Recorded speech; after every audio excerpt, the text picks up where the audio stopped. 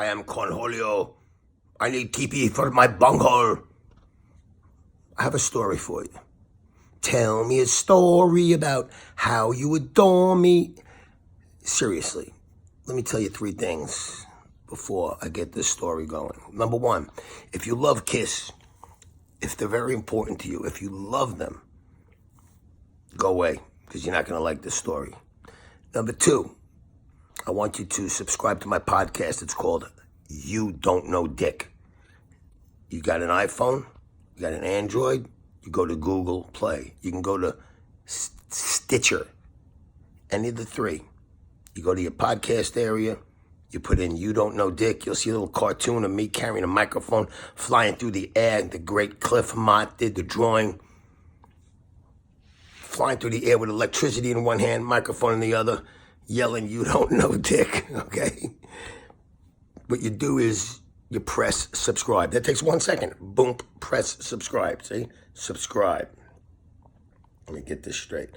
Then you give it a 5-star review. You rate it. So you subscribe, you rate, and then you review. The review, it's going to take you 4 seconds. You're going to write like, "Manitoba's great. I can't wait. I love the show. I love Manitoba. Everything about him is great."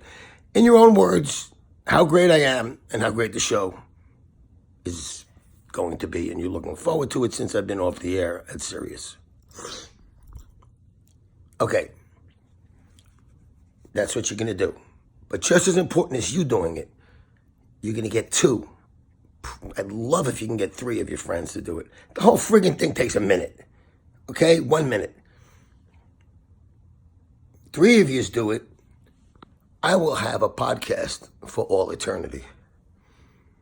Okay, so that's the warning about the Kiss, telling you about my podcast, and then also telling you about this guy, Alex Rosas, Rosas, who built a beautiful website for me, handsomedickmanitoba.com.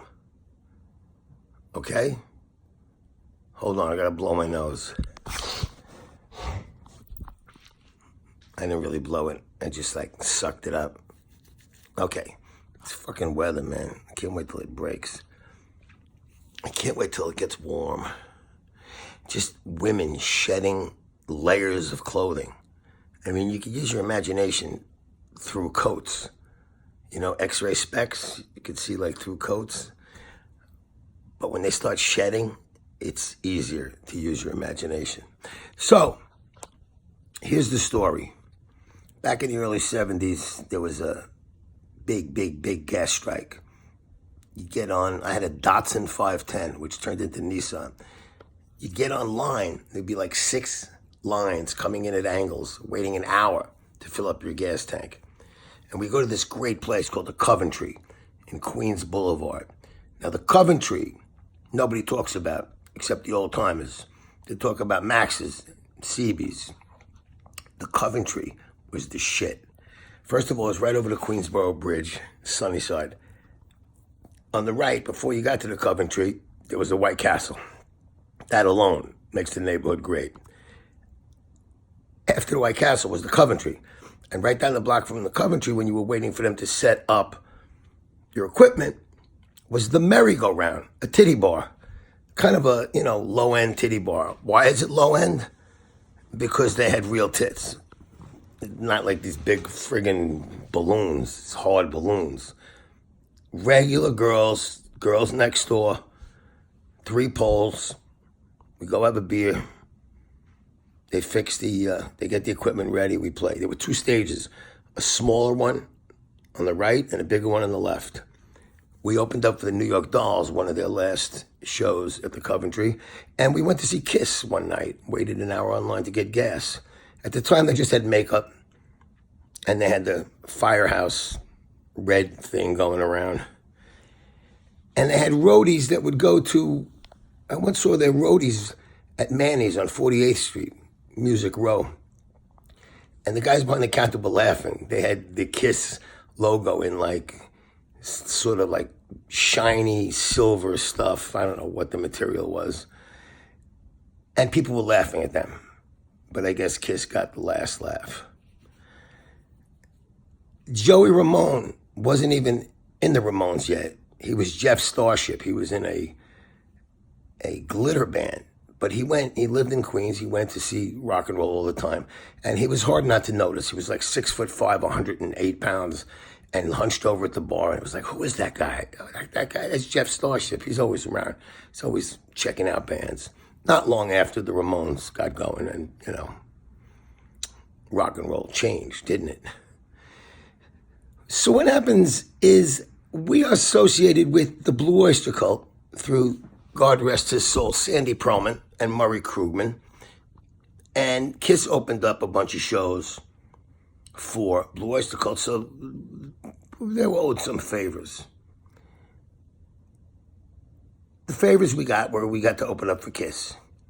Now the Ramones, who got things thrown at them and booed off the stage, like Black Sabbath, I think, was one of the bands, said, fuck this. I'm getting in a van and going to be the Ramones.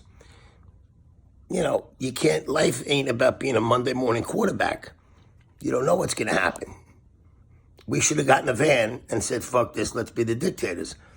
But we wanted to be big shots, and we listened to our managers, and we would go down to, like, Birmingham, Alabama, a hockey arena, and open up for Kiss in front of 16,000 people. Now, I had played in front of 200 people.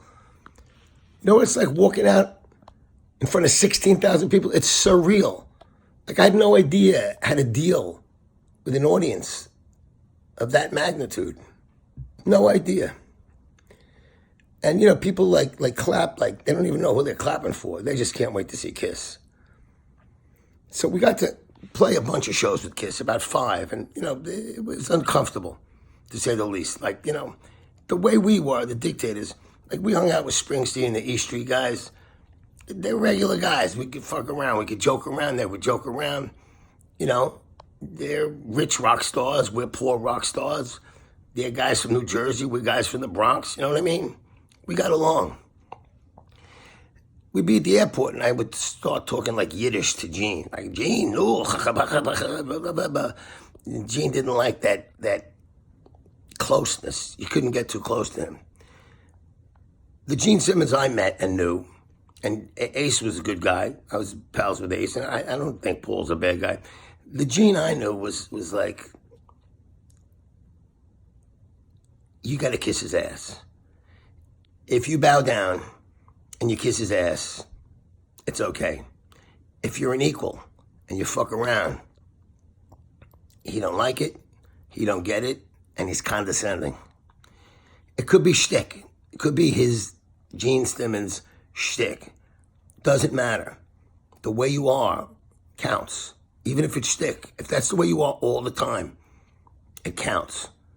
So, in this man's opinion, the guy I met a bunch of times was an asshole.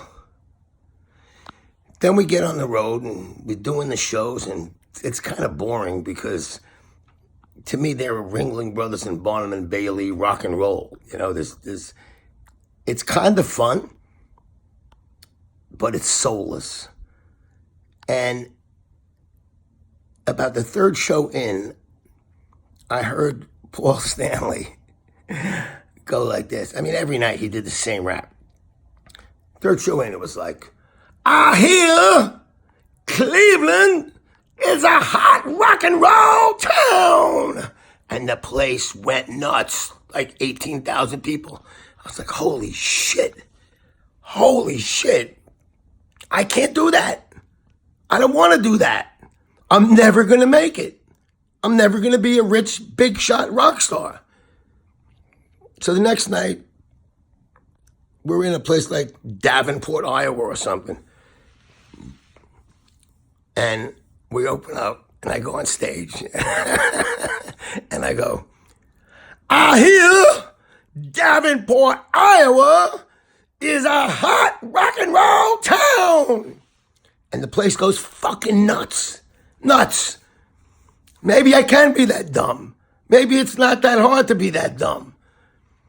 Guess what? We got thrown off the tour the next day. I don't blame them. I was sort of like goofing on them, making fun of them, stealing their rap. Like, he can't say that now after me. But you know what? All these years later, makes for a pretty good story. We got thrown off a KISS tour. You know what? I'm really proud of that.